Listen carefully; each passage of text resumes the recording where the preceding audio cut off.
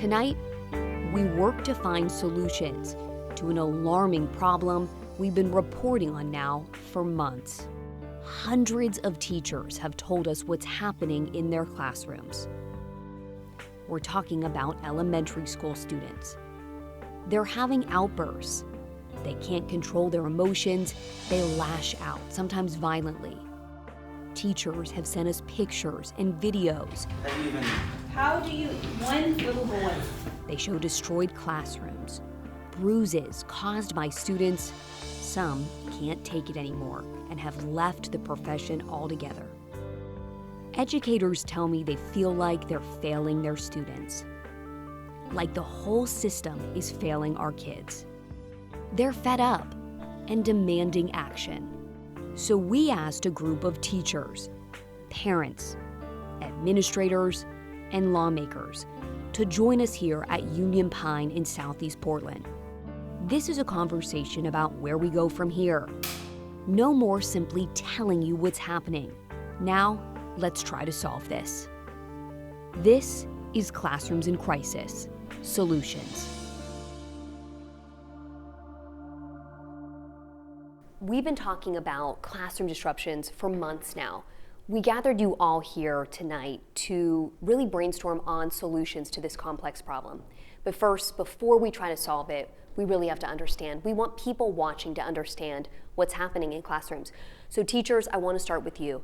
Tell me the classroom disruptions you're seeing in your classroom and in your school. I have seen chairs thrown, I have had fights, I've had threats. I've had scissors thrown at me, my room completely trashed, other students had violence towards them.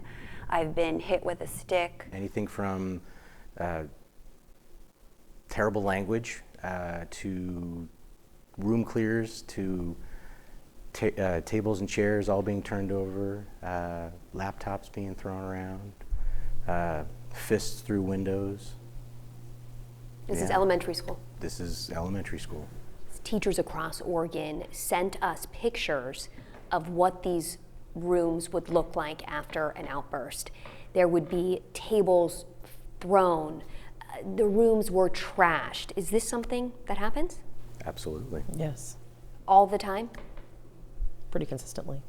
Injuries? Any teachers being hurt? Lots of teachers going to the emergency room, kids getting hurt. It was a pretty constant basis. Shyla, yeah, I can speak personally to the fact that I am actually on medical leave. I'm on partial medical leave because of PTSD because of my classroom this year. My second grader, though, has seen physical pain to her as well. I know what happens with the teachers, but she's been choked twice. Her hair has been pulled down in kindergarten she's been pulled down to the ground and choked, and they could hardly get the other child off of her. Tear bulletin boards down, and we're told not to touch them, not to do anything. I couldn't even talk to kids in my room. I had to call the vice principal to come in so I could have a private conversation with a student in the hallway because they were afraid of me just telling them to sit down was publicly shaming them. So, I had to call numerous times a day for the vice principal to come into my room. I had to go out in the hallway and talk with them one-on-one, and an enormous waste of time in my classroom. How often are you seeing the disruptions? Oh, daily. Daily. And it's not just one kid in a classroom, there's numerous kids in a classroom that do this. And it's hard for our kids that want to go to school and that want to learn. Lawmakers, are you hearing this from your constituents? Absolutely. I think it just breaks my heart to even listen to this, to hear this. But, it's astonishing, to think about, but realizing that it's not just a rarity. This is like becoming a common story, a common theme. I've heard all of the stories that you have told tonight at least once. I have my daughter-in-law who's a principal in an elementary school who had to chase not once, not twice, but at least 3 times one student that would run out of the classroom and would run into the road, and she would have to chase him into the road and try to herd him back off onto the sidewalk so they could both be safe and out of traffic. What is a classroom clear and why do you have to do it? A classroom clear is when you have to make the choice. Is it safer for me to remove all the other students than the one student that is deregulated? Because that student might not leave, or that student will be exhibiting unsafe behavior. So it is my professional decision at that moment, based 100% on the safety of my students. It is incredibly terrifying. You don't get to send a note home to all the parents telling them that their kids were traumatized that day based on the behavior. You don't get to send a note home saying, I'm sorry we didn't do math today because of this.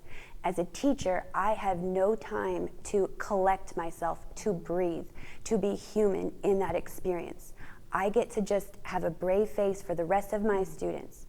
I don't always have a chance to have restoration after because of staffing issues, because of time constraints. There's not always a good way to mend what happened with that student and bring them back into the environment. I think we have all this great data that show that social emotional learning is really great, but we don't have the money and the funds for me to have another teacher walk that student down to the sensory room. So while we have these really great theories, we need bodies and we need money. I'm gonna just snap. Yeah. Yes. I've been at my school, this is my 5th year there, and I've seen change just at my school for the past 5 years. And it's not been for the better. And it's not a lack of our administrators trying very hard. We have Trillium services at our school, and we are able to get students to go see a counselor if we can get them through all the paperwork. And that is huge to have that partnership. We have a lot of partnerships with some of the community members, but it's not enough. And when you have 4 kids, 6 kids that are all losing it at the same time, you're sort of kind of trying to cage them from everybody else. And I think I actually had a colleague that said it really well. She said, the kid leaves, the student maybe that is deregulated leaves, and then they come back maybe 10, 15 minutes later, they're fine. The rest of us aren't. Something happened and we didn't do anything about it. And maybe we then have a restorative circle, maybe we do that kind of a thing, but at what point are we not teaching our standards? I'm not a therapist, I'm not a counselor, I'm not a psychotherapist. That's not my training. And at what point do you want me to teach, and at what point do you want me to be a therapist? And like, how am I supposed to juggle all those things? Or it becomes normalized, For my daughter, I was in the classroom sitting next to her working on a project, and this little boy couldn't draw a straight line. And he lost it, and he went under the table, and he was screaming and yelling and kicking, which caused another little girl to go under the table and do the same. And I'm traumatized, sitting there like, what can I do to help? And my daughter just tugs my shirt and says, Mom, it's okay, this is normal. How does that prepare kids, too, for when they see a mental health crisis as they grow older out in society? Like, we're telling them it's normal, ignore that, keep calm, we'll keep you safe. And these kids they're really internalizing that. And then if something does happen out in society, the idea would not be to just stay calm and stay right near the person who's having a crisis. The idea would be to get away and get help, but we're not teaching children that, kind of as an overarching education system right now. Nicole, what kinds of classroom disruptions are you seeing in your school? Not those. I run a different ship in room 205. I think, for me, I want to start by saying I absolutely love my students, and they're my babies. And the disruptions that I'm seeing are a little different. The disruptions that I'm seeing center around trauma. I've always tried to recognize that some of the traumas that I am seeing are indicative of a larger problem, that is symptom of something else, and it's a way that they're communicating, and it's the only tool that they have in their toolbox. I know that there are plenty of other teachers who work in my building, and probably some that work in yours, who have seen some different things. For mine, it is extreme poverty. It's homelessness and houselessness. I've had one of my students who was living in a car. One of my students today lives in a shelter. So when I deal with homework or trying to differentiate, many of my mornings are started with slow starts, started with restorative circles, starting with morning check-ins, just trying to figure out where they are so that I can avoid some of what I think my colleagues are dealing with. Being the youngest teacher in the room, I'm trying to learn from my veteran teachers and how I can start these things from the beginning so that it doesn't get to some of the outbursts that I know could come that are imminent. But I always want to preface it that I strenuously believe that some of what our children are displaying is because it's the only tool in their toolbox. Elisa, tell me your perspective here. You see this in your son's kindergarten class, but you've told me your son struggles with these disruptive behaviors. Mm-hmm. Yeah. My son comes from a healthy family. We don't have some of the same issues that some of the kids that are displaying bad behavior. He's well fed, he has a roof over his head, but he has definitely had behavior issues this year, and he's in kindergarten. And he just, I think, has a lot of anxiety and tension from just how difficult kindergarten is. And we've seen him scream and yell and cry, headaches, stomach aches, and he's a well-behaved child at home. So it's confusing when we're trying to help the teacher with this behavior. All I can say is the missing ingredient I've seen over 31 years is there's not as many consequences for the kids. And people talk about trauma, and I'm sure the kids are. I don't know. I always say, what trauma do they have today in the year 2019 they didn't have 10 years ago? I mean, we had the same issues that kids have today.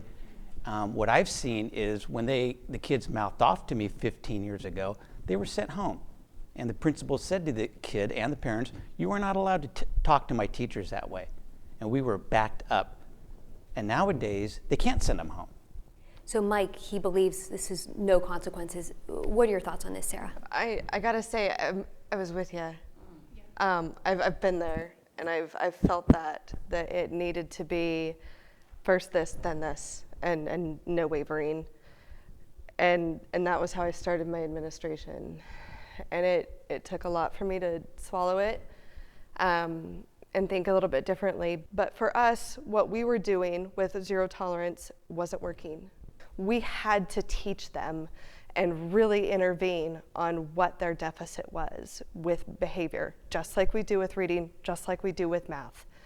And not, send them home, even though you want to, and that's what we've always done. I'm not saying to send them home because I don't agree with that. Okay. But I agree that they have to have a consequence. Absolutely. Because when they get out in the real world, there aren't going to be any excuses. That's called prison. So I have there a, won't I have be a any real excuses. hard. I'm having a really hard time with some of the conversation. In the public schools, we reward them when they behave well, and when they misbehave, we don't give them consequences. Not as many consequences, but they get out in the real world. We don't get rewarded for behaving well. We get punished. No, and I'm not saying that. I'm saying they need to have accountability. Yes, I agree. For their actions. They have to have accountability. And I think trauma kids need that also. They're crying out for that accountability. Absolutely. They want someone to come alongside them and say, hey, you've done this, so here is what needs to happen. You have to have a little bit of accountability in order to, if you're going to behave this way. If we believe that kids do well if they can, then we're operating that there's a deficit and that we need to teach them a skill. And that's where we're going to find the most success. So if there's a consequence, the consequence really needs to be a way to teach them the skill that they're lacking. And reinforce that over and over. Right, and then it's a lot easier to support a student if we assume that kids do well if they can versus they're out to get me. This 5-year-old is out to attack me. It's really hard to support someone if we feel that way about them. Well, yeah, and you can't, I've always thought you have to counsel them, but you also have consequences. You can't have one without the other. Okay, let's hear from Nicole. So I think the component that's missing for me in these discussions, and Mike and I, we used to work in the same campus, so we would go round and round about these particular issues. So I'm going to stand flat-footed and say it's also consequences and it's also accountability, but one of the things that I'm not hearing is care. And what I appreciated that Adrian said was that that we have to assume that my students show up every single morning. No one gets up in the morning and says, how can I screw up Ms. Watson's day today? The language gets dangerous to me when we start talking about consequences and we start talking about the way we did it in old. It ain't working that way. And I can consequence and I can send referrals and I can write 1 million of them. And if that's working, then let me know where. But it isn't. The one ingredient that has worked for me has been care, that when I walk in there with compassion, that I needed someone to have for me, all of a sudden I see them different. I don't see them like these people I've got to kick out. I see them as these developing humans I've got to teach how to care, how to deal with the trigger and move forward. Coming up on Classrooms in Crisis Solutions, I want to hear your theories on why this is happening. I don't think any kid should be on any sort of social media or any sort of device unless they're on a Kindle and they're reading a damn book. And later. So what did you take off their plate in order for them to be able to do this? We lowered our expectations until we had this in place, because truly they weren't teaching anyway.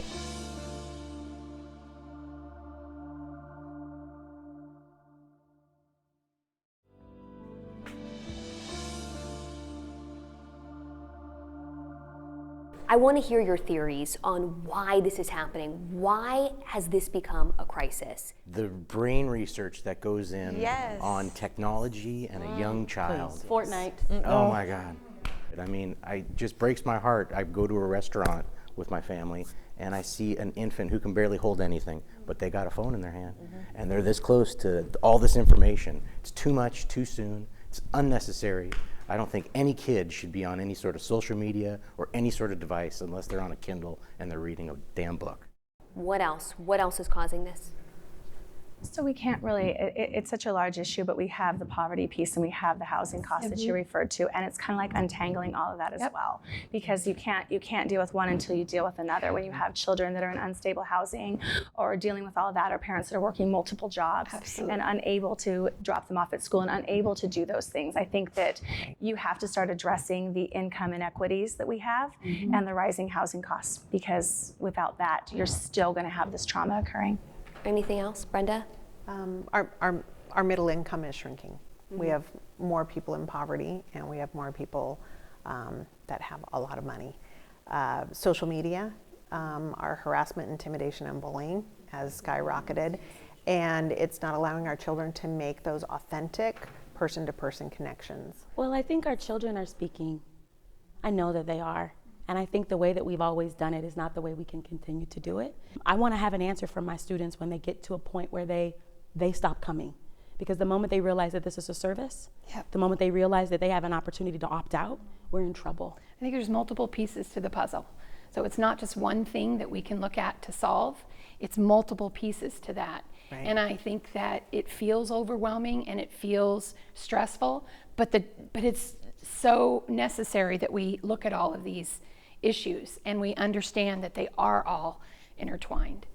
I think you could tie them all back to basic needs. So if you think about our basic needs and what are those basic needs, each one of those things can fall into a category: a sense of belonging, food, shelter, sleep. All of those things are basic needs that need to be met for our kids, for them to be showing up ready to learn. It's not the same educating kids as it was maybe 20, 30 years ago. We're presented with challenges in our society that we haven't faced before, and our younger students are experiencing that. We have more substance use, we have more mental health issues, and that's systemic. So it's a cyclical process too. So our kids are, more of our students are homeless, houseless, growing up in foster care. And so we have to be able to figure out how to provide different types of supports to our students, because we have to not only do room clears to protect students who are experiencing that violence, but we also have to provide a safe space for the student who's experiencing that issue, because they're crying out for help. Behavior is communication. And what is that student trying to communicate to us? Let's talk about what's working. Sarah, you implemented some things in your school. Tell me what you implemented and why it's working. So ours hit, either you all were really quiet or ours hit really early. But we started this about 4 years ago, where it was just crazy. And so the staff and I started taking a look at trauma-informed care and what we could do to build our trauma-informed practices. And after researching it, we're like, yes, this is us. These are our kids. And what is trauma-informed practices? Trauma-informed practices, it's accountability and support. So you're holding kids accountable, but you're also supporting them in what they need. Do you single out kids that have trauma, or does this work for everyone? It works for everybody. Doesn't matter the trauma? Doesn't matter the trauma. And so we looked at what we could do. We implemented 2 different programs for all kids across the board. So our whole core of kids was getting this. And one was the PACS Good Behavior Game, which helped with impulse control and regulation. And it also empowered the kids to take control of their surroundings and their community. And then we implemented Ruler, which is, we did it first with the staff, so that the staff could begin to heal from their trauma. What Ruler teaches us is that there are no bad emotions, but we realize that in order to be in learning mode, you have to get yourself to the place where you can learn. And until those emotions are addressed, we can't be here. And what has happened since you implemented this practice? So we're 3 years down the road, and what it is now is a completely changed school. We've got a lot of things in place. Our kids have been at this for a long time now. What we've seen is a lot more regulation in the classroom. We have bulletin boards all over the school. They're amazing. They stay up. We still get the blowouts from time to time, but our kids are more equipped to deal with it. We're working really hard to change their neural pathways so that they're not in survival brain, they're not in fight or flight, they have other options, and we just keep repeating those over and over with them. There are still blowouts. Staff is prepared to deal with them. Our staff attendance rate is great, whereas a couple years ago it was really bad. And you said you went from 4 referrals a day to now 6 last month. Yes, 3 years ago we were at 4 referrals a day, and it was classroom clears, it was restraints, and now I just tabulated last month's, and we are down to 6 total for the whole month. Teachers, hearing what's working in Sarah's school, what goes through your mind? Wow. Yeah, I'd like to visit that place where I completely believe what you say, but I don't think, in my experience, it's been that easy. In my classroom, I really focused on zones of regulation and social emotional learning, restorative justice, and while I was not a perfect teacher, I feel like I was an effective teacher. And what happens is when a teacher gets to the point of they go, okay, these are the tools that I have used and it's not enough. Our problem in our schools were there was nothing else that really felt like it worked. Or there were interventions that worked, but they were not physically possible for me to do. If you put so many students on positive behavior plans, if I have to collect so much data every single day, I don't have time to teach the curriculum, check in with my students, be building the relationships, and be taking care of myself. And so I'm going to have compassion fatigue. So I think a lot of these programs really, really work when funded, when people are properly trained, when they aren't thrown at us in September, and when there's a follow-through from the teacher all the way up through the district. Absolutely. No, but when you hear someone like Emily who worked at PBS saying, those programs sound great, but we don't have the people, what goes through your mind? She's correct. We don't have the supports that we need. We are working as hard as we can. Adrienne and her team, we're doing some pilots. We have 12 schools right now that we're implementing social emotional learning curriculum building wide, but the principal has to be on board, the staff has to be trained. It's a year-long process. There's no magic bullet, and it takes a lot of dedication and hard work from the administration all the way down to nutrition services, the bus drivers, the custodial staff. Everybody has to buy into it and own it, and then learn how to support each other in a trauma-informed way. And that's not just for students, that's for all of the staff as well. We need to learn how to take care of our teachers better as well. Adrienne, what do you think when you hear about these great programs, some of the programs you're implementing, but then you hear a teacher saying, I've done it all, and it's still, it's not working? I think what works is when you have a solid class, you have fewer students who need that high level of support. And when you don't have the structures and the systems in your classroom, then you have even more students. And it really depends on the whole school having a system. So those kiddos that are still receiving those referrals or whatever, they're most likely have a lesser degree of behavior than they would if they were in a school that had no supports at all. So the system of a whole school having this caring, structured environment brings the level of behavior down across the board, and then it makes it the staff available in the building to support the ones who really do need it, because that structure and that system is there for everyone. But it can't be one classroom.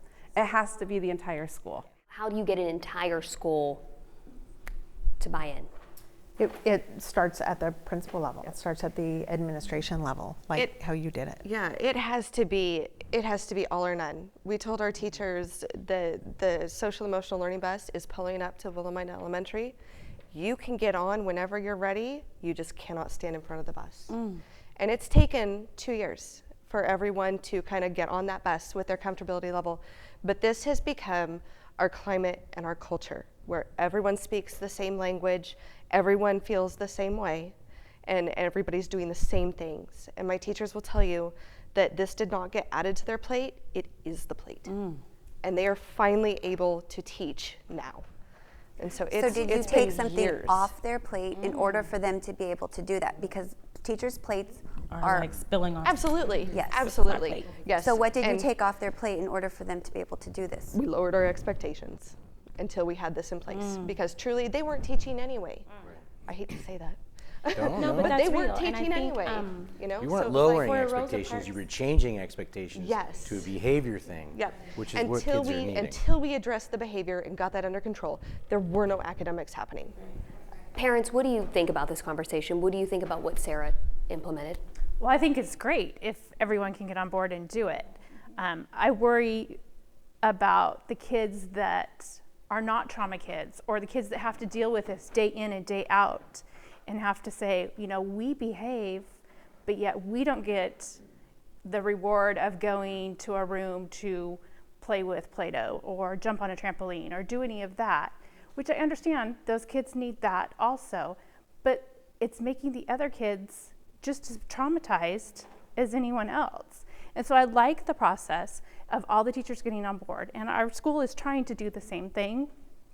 But Sorry to interrupt you. We have it where it's all kids. It's that straight A student who got an A- and is absolutely devastated. Yes, and so, that's what needs so to here happen. you go, you know, or hey, you worked really hard during that math lesson, go take a break. Yeah. Rosa Parks is year round. So all of the trauma-informed care, restorative practice, CHAMPS, I mean, all of it, we had to fight to stay year-round. And it wasn't that we were attempting to go up against our district. We were simply saying, this is what works for us. And I think each campus is different. I think each campus's needs are going to be different. The culture and the climate at each school is going to be different. The babies that are there, the teachers that are there are going to be different. At Rosa Parks, I need the year-round model. And I need it because I am dealing with such high levels of trauma that every 9 weeks, I get 3 weeks off. I get 1 week to plan, I could come out of the air, I can retool, I can re-strategize, get my number corner in order, then I can relaunch again, or I can take an actual break. It's a model, it's not for everyone, but it really works for me and it's kept me in the classroom this long. It should be for everyone, though. I think we need to flip the script on the whole entire idea. I mean, I'm a big fan of the idea of year-round school. I think it's so important, you know, these kids, our school is the place for them to feel safe. This is where they are feeling the most safe. That's why we don't send them home. They go to an in-school suspension and they still are supported in the classroom. But we really need to do something different as a whole system, like a statewide year-round school system. Well, I don't want to get anyone in trouble. That's not what I was. It's not what I was saying. Next on Classrooms in Crisis Solutions. Let's do a solution brainstorm. We need funding. We need to put a lot of focus in kindergarten. Recruit and retain more teachers of color.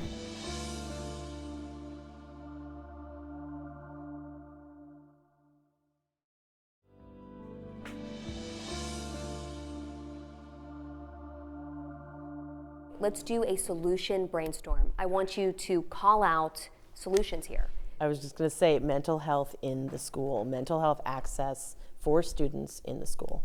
Emily?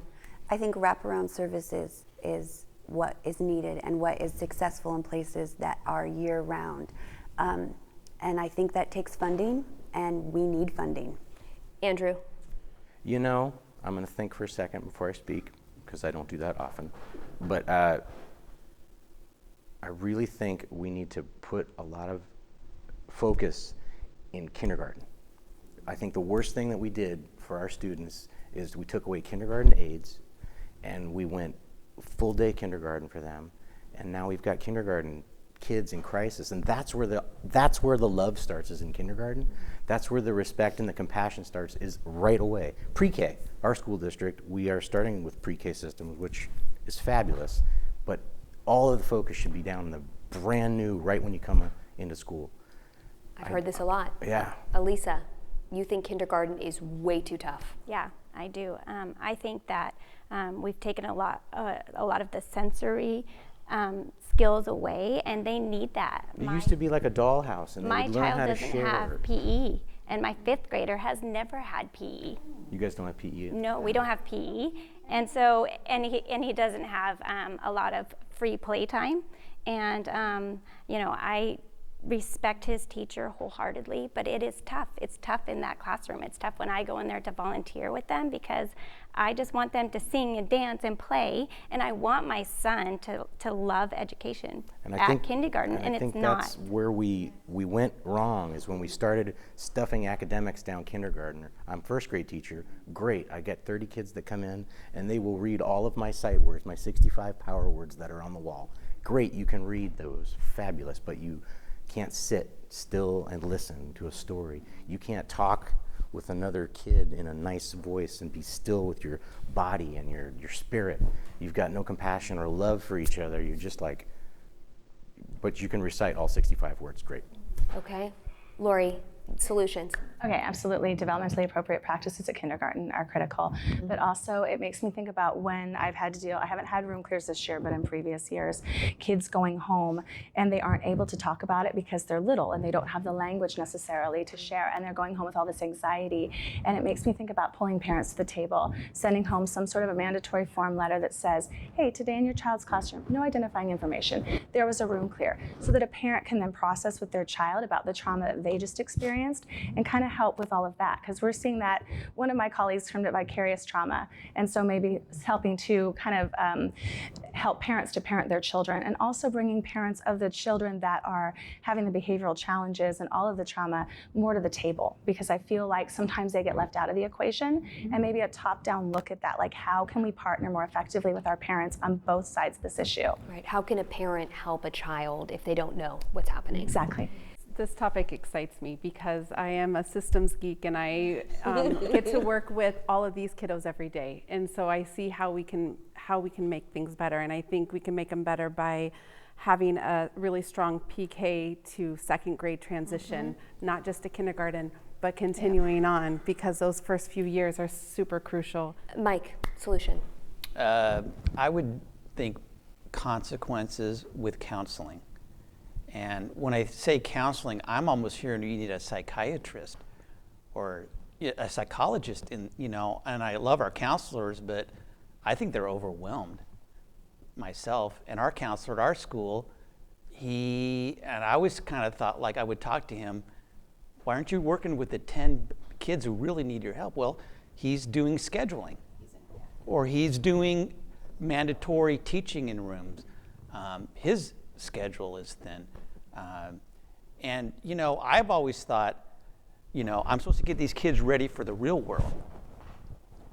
That's my job as a teacher, but the real world is not as forgiving as our schools are. And so my way to always help them was to hold them accountable, because you're going to be held accountable as an adult. And, with counseling. Accountable and counseling. Nicole, solutions. I'm going to say recruit and retain more teachers of color, because I think as is indicative of the room, and I think of our practice, it is predominantly white and predominantly women. And I think male teachers are unicorns. About to say, I'm going to jump on that with you. You on are that a unicorn. And black male teachers are even more rare.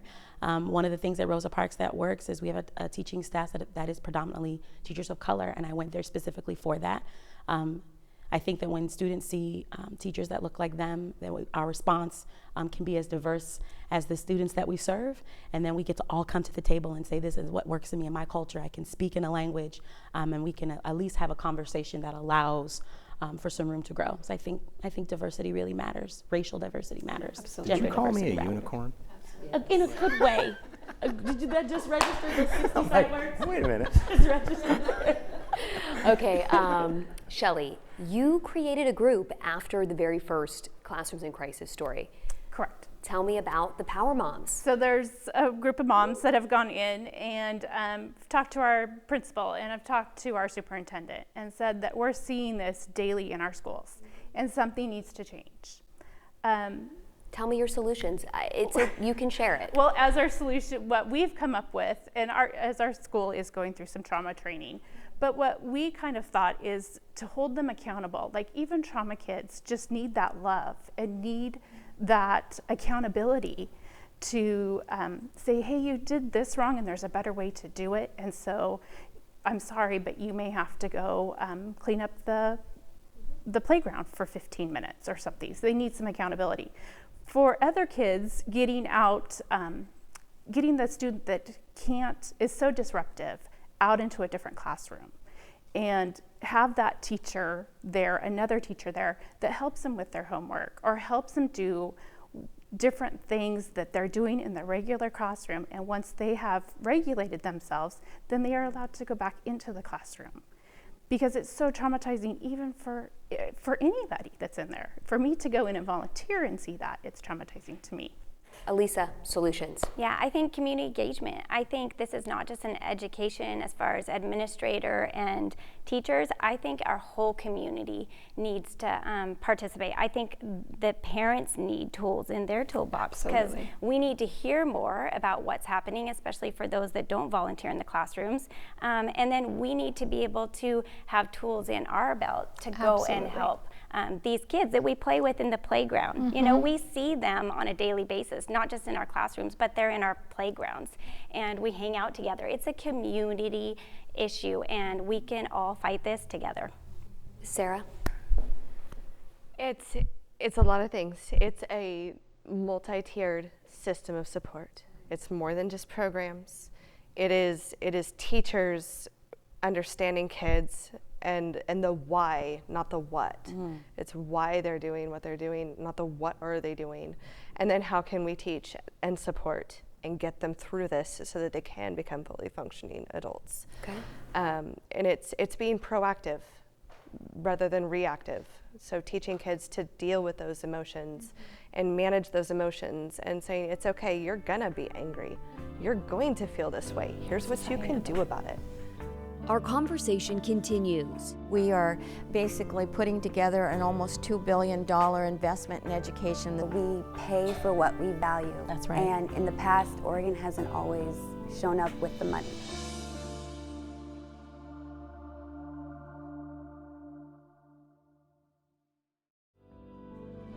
Welcome back to Classrooms in Crisis Solutions. Brenda, solutions. Well, I could name off dozens. Pre-K, funding pre-K, I think is crucial. What we know, I mean, there's tons of statistics that show that the more investment you put into pre-K and early childhood, the less you have to spend on the other end in incarceration. I think hiring more teachers and staff who look like the students that are coming to our schools is crucially important. I also think providing teachers with additional tools like trauma-informed practices, social emotional learning curriculum, different types of things that you've heard here tonight. The problem is that we're placing all of the responsibility and all of the onus on education. We need partners. We need more transitional housing. We need more mental health supports. I need to be able to, when we refer kids out, that they're seen and they're seen immediately. Education was never supposed to be funded to support every single issue that a student and a family presents with. But we do because we're educators and because we care. So I think that's the other issue, is we're trying to figure out how to problem solve every single situation with an education budget that was never designed to provide all of those supports. They need more people in the schools, from counselors to education assistants to educators. They need more people in our schools to help these students. And you're right, our education budget has just not keeping all these issues. We're able to afford to take care of all of this. We are basically putting together an almost $2 billion investment in education in the state schools, first time since the 90s. And you'll be happy to know that early learning is going to get 20% of that package. You'll be happy to know that 50% of it is going to go to items that you were talking about as far as hiring more, looking at large classes, being able to deal with well-rounded curriculum.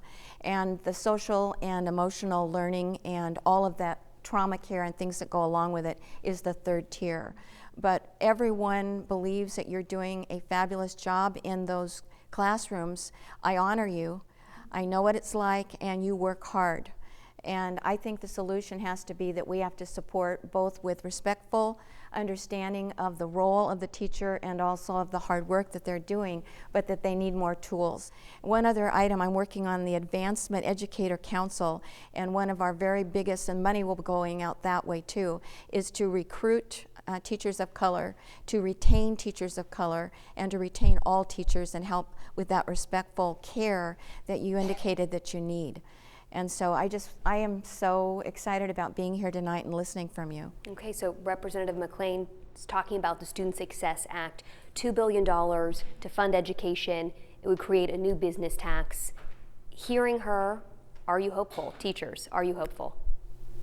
Absolutely. You are? Sure. The step. I'm always hopeful. I mean, a lot of times, you see these policies fall by the wayside. You mean well, and they implement them, and they don't work, and then they fall by the wayside. So, I hope so, To me, it sounds good. Oftentimes, I think what Mike was alluding to with the legislative language, sometimes it's really high leverage, and it's not always accessible. So I would love to have a conversation about how we understand it in a way that a fourth grade teacher can rally around that. I'm cautiously optimistic. I think, we pay for what we value. That's right. And in the past, Oregon hasn't always shown up with the money. And so I don't ever want to lose hope that we as a society are not going to fund education and fund the kids of our future. So I'm cautiously optimistic, so thank you. And I am very grateful that you showed up tonight to even listen. So thank you. So I think the thing that I recognize as I'm listening is you guys have so much that you deal with every single day. But what I really didn't hear was very much about parents, about families. Whenever I hear conversations about education, about how hard it is in the classroom, people talk a lot about, well, these kids come to us from these horrible families, and these families that are broken, and these families that don't really care for them, and we have to do everything because the families don't. And I find that so troubling, but I also think that that is part of the solution. It's part of the opportunity here to recognize that everybody's feeling this pressure that you guys have to do everything, but the reality is that that really shouldn't be how it is. It really should be some family and engagement and community. Absolutely. And there should be this return to this idea that it's not all in the school day. And that there are a lot of families right now. I think housing is a huge issue in our state right now, and the kids that are sleeping on couches and don't have stability, and the kids who are in an apartment one day and in a different school district the next. That's not good for anybody. But I guess where I'm coming from a little bit is this idea: school districts, school buildings, it's all about building leadership. And they may or may not even tell these parents what the kids are going through that their own kids are doing in a classroom in a given day. They may or may not tell the parents of the other students who've experienced and witnessed this event in their classroom in any given day. And so the communication, I feel like it's kind of a closed communication loop sometimes, where schools will say, we got this. it's hard, we're going to power through, we're going to do this. And I think that it's amazing how many parents are like Shelley, who say, we want to come alongside, and can you just let us?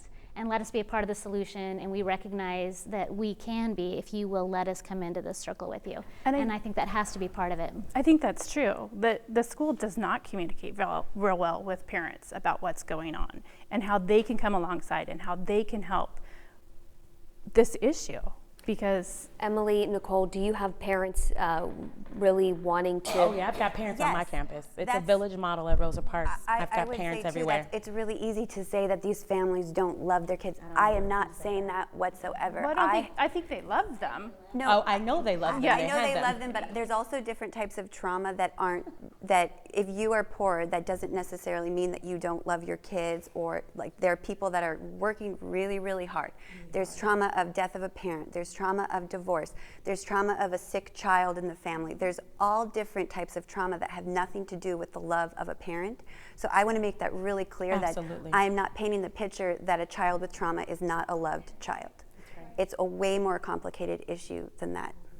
But bringing parents in is a barrier. And at the same time, I just want to say, on May 8th, around the state, schools are closing because teachers are pulling back the curtain and showing what is going on in these classrooms.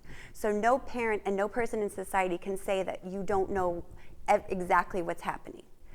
You might not know exactly, but you have some indications that we are underfunded and that we are walking out of the classrooms because it is not okay. But yes, to your point, you definitely need parents.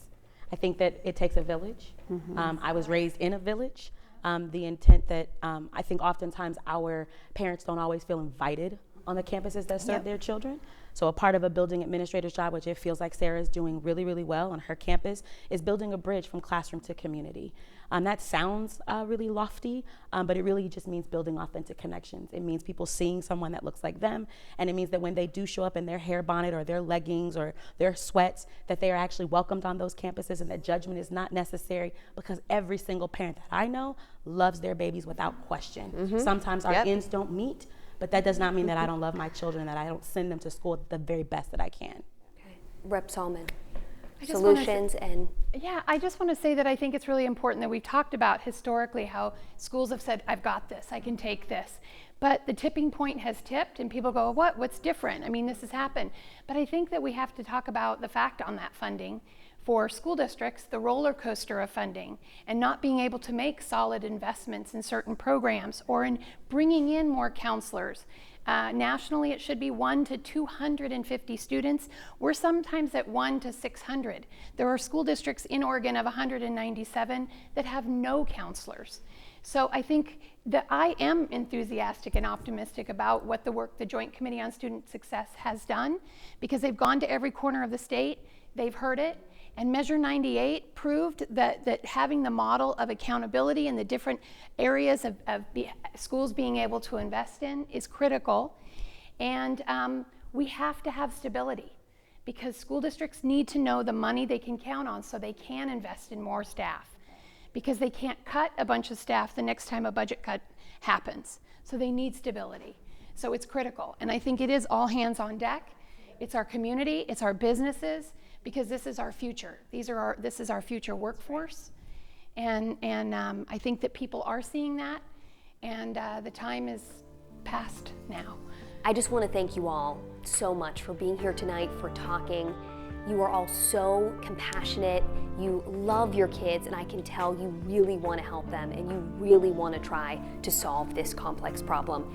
We can't solve it unless we talk about it, and we did a lot of that tonight. Thank you again. Thank you. Thank you.